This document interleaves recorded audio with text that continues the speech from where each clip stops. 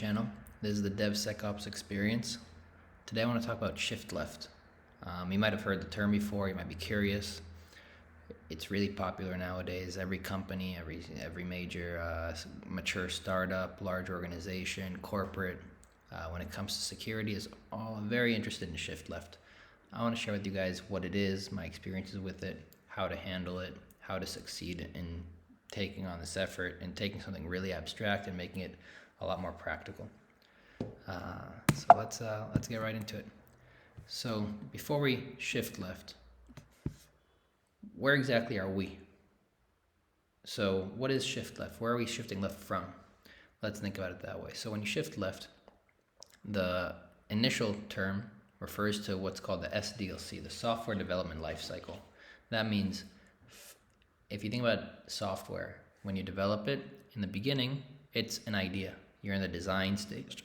Then you get into the coding stage, into the feature pull request stage, then into the development environment, pre-production environment, then finally goes into production. Well, shift left means if we know that there's a vulnerability in production, let's see if we can capture it before it gets into production. Can we capture it in the development environment, in the pre-production, in the pull request, in the local environment, in the feature design? So that's what you see here. We're shifting left where we want to capture vulnerabilities, where we want to capture security gaps. And the idea is security scanners, you can find all sorts of tools that'll scan your code, scan your environment, and they'll find you vulnerabilities. But in a sense, it's a little bit too late because then you're just chasing things that already made it to production. But what if we could capture them beforehand? And that's where shift left comes in. The idea is we want to get into the development lifecycle, into the SDLC, and be part of that, and put security into the pipelines, into the feature design. Oh, the team wants to come up with a new feature? Let's get a security architect involved. Let's get a security review involved. Or you're doing coding, let's get your coding actually reviewed in a security way. Could we do automation around it? So that's some of the things we'll get into. But that's what shift left is on a technical level. Now, what does that mean organizationally? There's the organizational shift left. So here we have the security team. It could be called different things in different teams, in different organizations, a DevSecOps, it could be a security engineering, and there's a few other names, but those are the two most common. Now, if we look at shift left here, organizationally, when you're shift left, that means you're bringing the vulnerability catching further into the world of the developers, the DevOps teams, the analysts, even product designers and product managers. You're really getting you're bringing security into their world. Whereas beforehand, they just sort of did what they did, and then you and the security team afterwards would analyze, would run scans, etc., and find the vulnerabilities after the fact. So when you shift left, it means all of a sudden you have to interact with these teams a lot more than you did before, because all of a sudden you're going to enter their world, and you're going to introduce security management, security findings into their world and help them own the security of what they're building. And the idea is now you're going from a security team role where you're catching vulnerabilities to where you're enabling ownership of teams over the security of what they're building. And that's really what shift left is about, is shifting that ownership over where you can oversee everything and integrate everything through automation, but enable people to know the security posture of what they're building and enable them to manage the security vulnerability. Now, I put here on the right hand, shift right, to give you some context of what the opposite side of this means. Because even though shift left is where all the hype is today, shift right is also actually not a bad thing, and they go together. You don't have to do one or the other. So the idea is, instead of just everything being captured within this one team, the security team, you might want to be able to bring the vulnerability management, the security gaps ownership into these actual teams who are building the features. At the same time, you also don't want to be the only team that knows about where things stand. So you want to make really, really beautiful dashboards. You want to make really good centralized places where you could see the security posture of the whole organization, and you want to make that visible for the managers, for the CISO, for the GRC. Now, the reason you want to do this is because in the case of things like the GRC, they have to deal with audits. In the case of CISO, it's because he's at the end of the day the Chief Information Security Officer. He wants to know where things stand. In the case of managers, it's helpful for them to know what teams are lacking, which teams are doing a good job, which teams need to really step up their game in terms of security. Now, why is this shift right? Because this is after things are in production. These are not the people who are going to fix the vulnerabilities, whereas these people on the left will actually help you fix the vulnerabilities. But shift right is also important to give that visibility to the upper echelons of the company, to the management, to the C-suite, to the GRC, and to let them know what's going on. So that's some perspective on the organizational side of shift left. That's a product of the technical side. Okay, so now what does this look like? Some examples of what shift left looks like. So like I said there, if you think about the actual software development lifecycle, there's the feature design. That's when we're on a whiteboard and we're actually just designing this feature, and we want to say, what is going to be in it? Is there going to be a web server? Is there going to be an API? Is there going to be this, that? And that's a great time to have a security person or security-minded conversation be a part of that conversation, so that when you're doing a security design, someone's asking that question, hey, is this secure?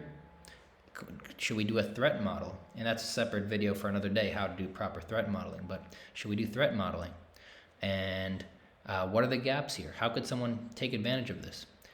And the more you think about those things earlier on, the more secure your architecture will be. So that really gets at the idea of secure architecture. There will still be vulnerabilities when it comes to packages, because vulnerabilities get discovered every day. But at least on the architectural level, you get that security really out of the box. So that's on the feature design. But now, if you go right a little bit on the shift right, then you have you have to write the code. Well, their teams generally work within their IDEs. That's the development environment, where teams will actually go and write the code before they do a pull request, but they're actually running code locally.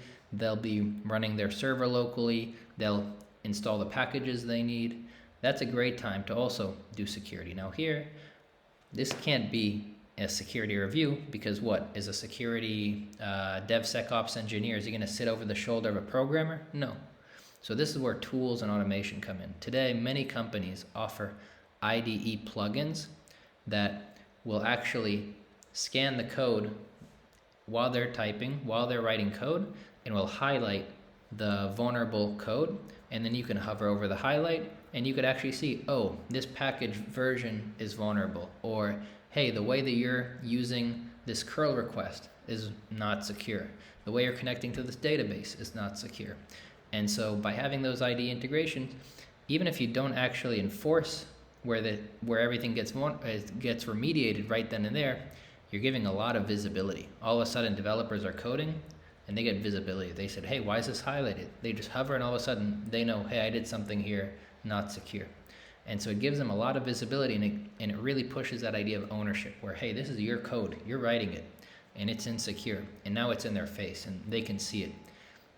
So that's a really powerful tool.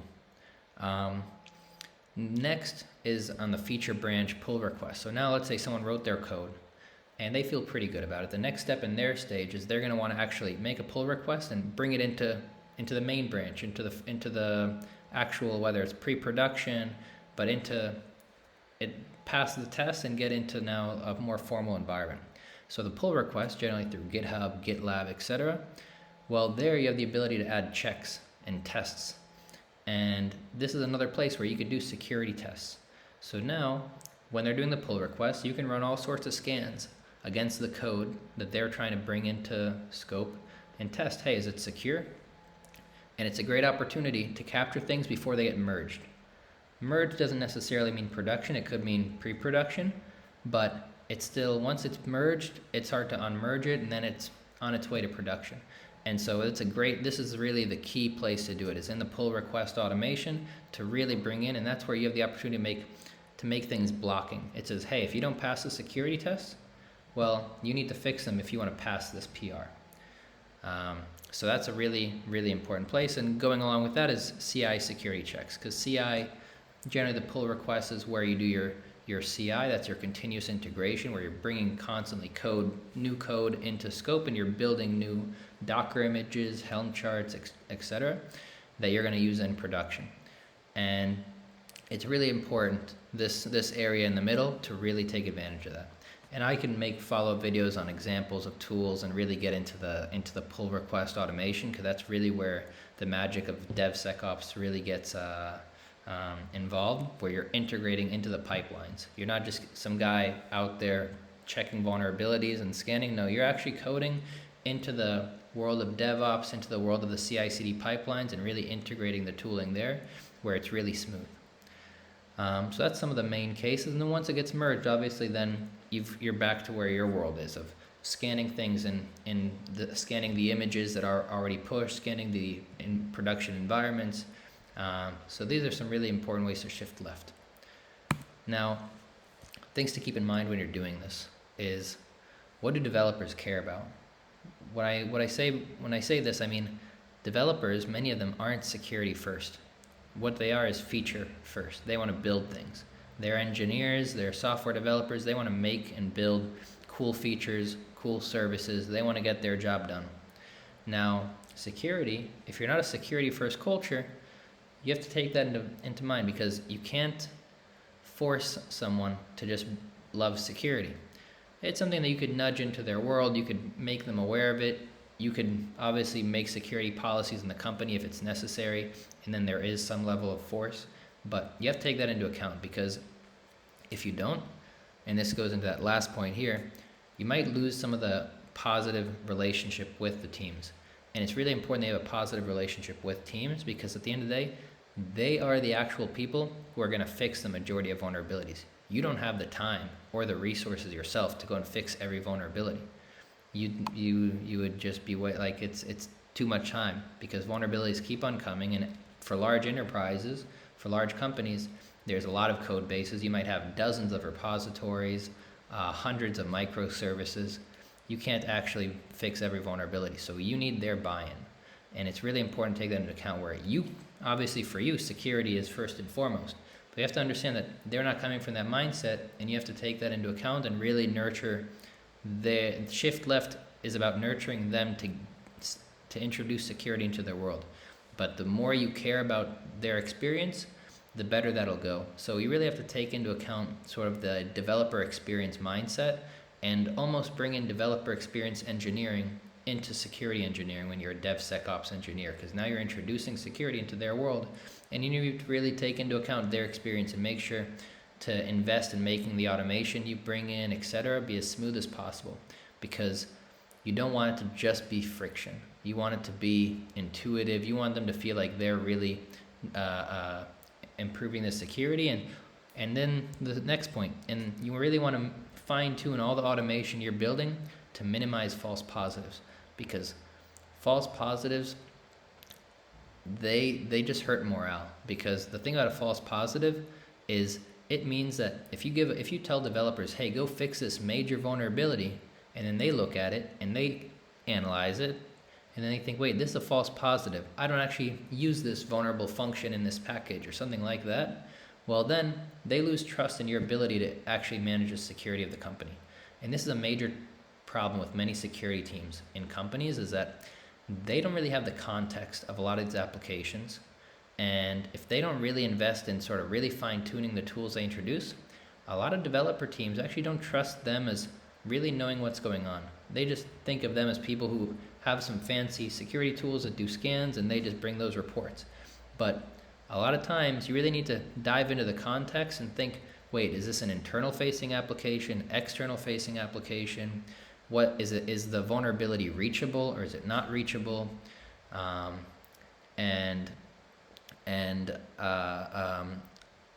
You have to take into account not just the CVSS score. So you could see a CVSS score of 9.2 and, oh, that's terrifying. But CVSS, and I could do a whole another video on this, is not the single metric that determines the severity of a vulnerability. It's a good metric to start with, but you need context, and that context gives a lot of important aspects. Like, is there really serious input sanitation on the function that's being called? Is it even have inputs that are variables? Are they static? So there's a lot of things to take into account. And going along that line is notification fatigue. You don't want to create automation that starts just spamming teams with notifications all the time.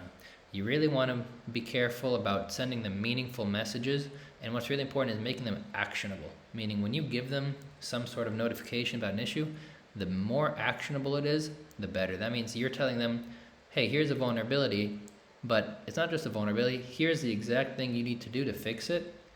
And that just makes it a lot easier, because now they can read about it, and if they're really curious, they could obviously do a deep dive. But many developers, even the ones that are interested in security, are really busy. They have their own timelines, they have their product managers, etc., that are expecting them to deliver features. Sometimes if the security needs to be brought into the sprint that they're on right now, they just know, okay, what's the fix? What do I need to do? Oh, is it a version update? Oh, is it this? Is it that? Do I need to close this port? Do I need to do this? Just let me know what the actionable item is so that I can move forward. So that's a really important aspect. So here I want to give a sense of, like, there's a lot of tools. So popular tools, there's paid tools. Obviously, some of the really popular ones on the market today, one of the most popular is Snyk. It's hundreds of millions of dollars of revenue company being used by some of the biggest companies in the world. It's a really, really great resource to start with. But then there's tons of others trying to dethrone it, and there's a lot of good competition. One of the nice things about the security space is there's a ton of competition. There's so many companies. And if you guys want, feel free to comment. I'll do deep dives. I've used a lot of these tools. I'm always interested in trying out new ones, seeing what's good in the market, especially as AI gets better. These tools get better because they're actually bringing in more context. And the more context you feed it also, these tools can really tell you if the vulnerabilities are reachable, and the severity analysis gets a lot more sophisticated. And like I want to mention here, there's a lot of open source tools as well. Here's just a few small ones, but there's some really cool open source tools today for companies on a budget to be able to do the same advanced level of scanning with just a little bit more hands-on coding to really bring that integration to life. I could do some cool demos as well, so just let me know. That's for future videos. I'm not going to do that now. I wanted to sort of introduce the shift left experience and really bring that into context of the DevSecOps engineer. So like I said, let me know which tools you want me to do a deep dive. I'd love to do some more. I'll probably start with more general videos, but I'm always interested in learning more tools myself and getting to know the space better. Thanks, guys.